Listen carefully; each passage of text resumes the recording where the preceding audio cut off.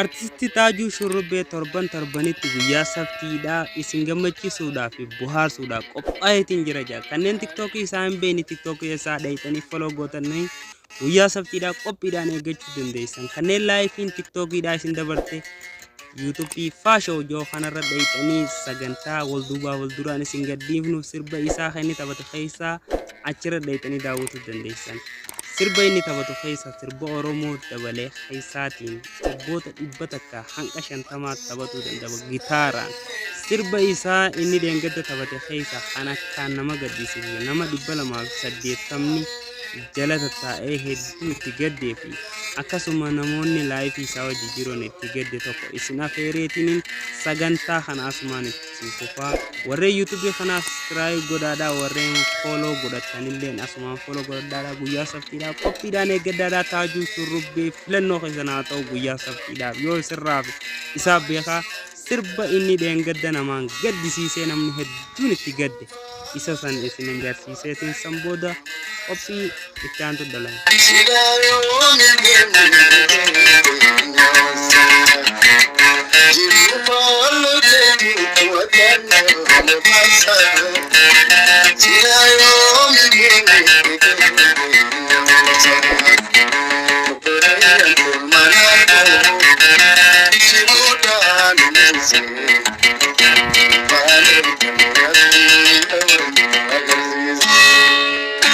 Ça va, bien aussi. Shurrubbee, namoota gadduu qabdu.